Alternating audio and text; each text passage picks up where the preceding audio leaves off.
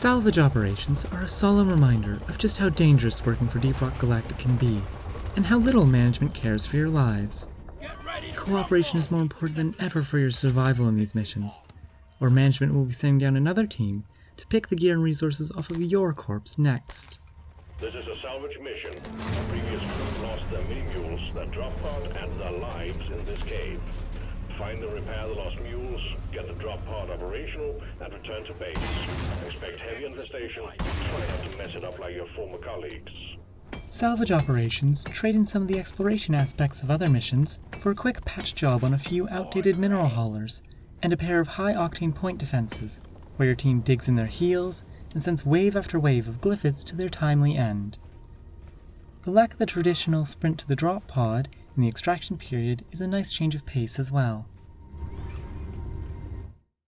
Ready to use. A salvage mission generally consists of 2 rooms connected by a single corridor. The spawn room, where your drop pod is landed, and a much larger cavern where the drop pod you've been tasked with salvaging is located. The spawn room holds no ambient enemies, just like in Morkite missions, and is similarly connected to the rest of the mission by a single dirt patch and corridor. The larger cavern is generated as 1 or 2 large rooms which overlap, in the same sort of way egg missions are generated. An additional room is generated somewhere within the large cavern as well, where the target drop pod is located. A number of arms and other corridors may be generated alongside the main cavern, but these only ever lead to the target drop pod or back to the main cavern. The number of mini-mules you've been tasked with collecting varies with the length and complexity of the mission, with 2 for the 2-length 2 complexity version, and 3 mini-mules for the 3-length 3 complexity version. The mules generally spawn scattered around the main cavern. However, one may rarely spawn inside the first room, waiting for you as you exit the drop pod. It's armed and ready. Mini-mules emit a rhythmic beeping, distinct from crate batteries, lost helmets, and Betsies. They also have a pulsing green aura, which makes them quite easy to spot from a distance. The first time a dwarf approaches each mini-mule, a wave of enemies will spawn, so approach with caution, and preferably a loaded gun. Each mini-mule spawns with 4 legs lightly buried in the surrounding rock, 3 of which are required to salvage the mule, presumably it had a spare on it somewhere. The legs have a static white aura around them, and once they've been freed from the ground, they act like heavy objects and show up on your map with a yellow gem symbol. Once 3 legs are attached, the mule can be repaired with your company's standard hammer, just like an engineer's turret. Once fixed, the mini-mule will automatically add some amount of nitra and gold to your deposit. Well done. Mule repaired.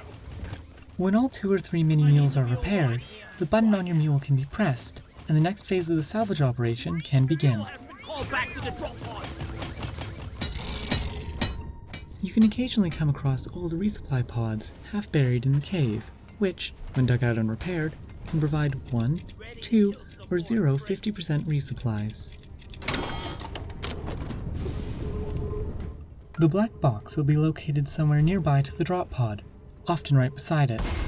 However, these devices have a bad habit of ending up far above or below the target drop pod, so check nearby arm tunnels or rooms if you cannot locate the box. Uplink ready. Triangulation initiated. Do not leave the triangulation zone or we will lose the connection. We only got 1 shot at this. Once the box is set up, management will begin triangulating the position of the drop pod through your communication devices, which requires at least 1 dwarf to stay near to the box while it completes a triangulation. Having multiple dwarves nearby will speed up the process. However, if no dwarves are within proximity of the box, downed dwarves do not count, the progress bar will begin to deplete rapidly. The bar starts at 25% as a buffer, but if it is completely depleted, the entire mission will fail. While the triangulation is occurring, waves of enemies will spawn continuously, forcing your team to defend the area at all costs. Once the triangulation is completed, the waves of enemies will subside, while a fuel pod is sent to your location. Uplink triangulation completed. Remote control reestablished. Stand by, sending in fresh fuel cells for the drop pod. Lingo. Fuel cells charging. Stay close to keep them operational. We're expecting an increase in hostiles. The fuel pod must be prepped just like the black box, and the refueling process is identical to the triangulation in terms of time, importance, and execution. However, harder enemies will spawn more frequently during this phase. Once the refueling period is over, the drop pod will take a minute and a half to reboot itself, during which the waves of enemies will continue to spawn.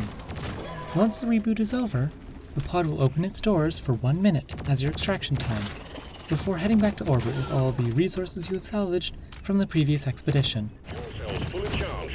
Drop pod engine powering up. Hold your ground. We're almost ready to pull you and the goods out.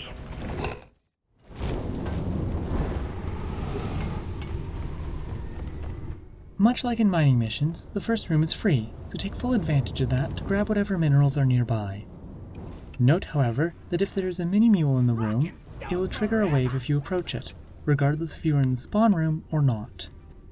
In contrast, the main cavern will be much more populated, so planning your approach is preferable, as triggering multiple waves from the mini-mules can be overwhelming in conjunction with the ambient spawns of the area. Mule legs can be applied to any of the mini-mules, so while taking an unused leg from a completed mule to a separate mule will work, it's only practical if 2 or more of the other mini-mule's legs are in especially hard-to-reach positions. Working on 1 mule at a time is preferable, as the more dwarves repairing it, the less time it takes. Additionally, the added firepower makes the ambush waves from the mini-mules trivial. Many secondary objectives, such as Bulus and Holomite, as well as potential tertiary objectives, such as lost helmets and cargo crates, are hidden away in the armed tunnels surrounding the main caverns, so exploring them before starting the second stage of the mission is often a good idea. Just take your sweet time, old lady. I've got all day. Triangulation at 75%, almost there.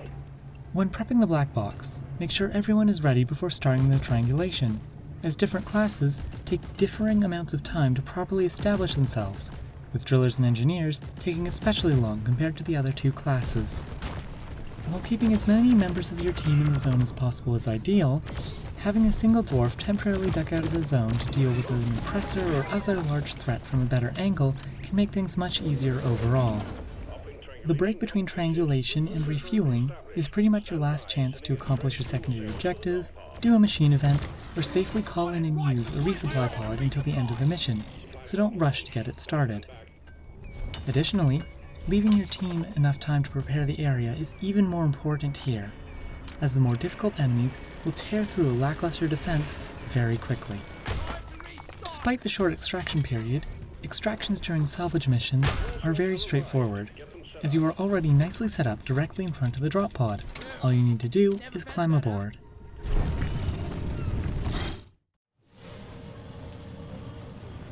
Salvage operations are the only mission type outside of deep dives which include point defense segments, for better or for worse. These segments can be challenging for new players, or if started too early, but they can be trivialized by most competent teams with adequate setup. By far the most important aspect of a point defense is preparing the area before starting. Figuring out where the bugs are going to be coming from, where your teammates can stand to avoid shooting one another accidentally, and some kind of contingency plan should the bugs be overwhelming are all important things to be considered before starting the defense. Arguably the most important thing, however, is making sure the entire team is present and ready to start, as failing the defense will fail the entire mission. There are a variety of strategies and layouts for setting up point defenses, which vary wildly depending on what doors you have present for the event and the terrain surrounding it.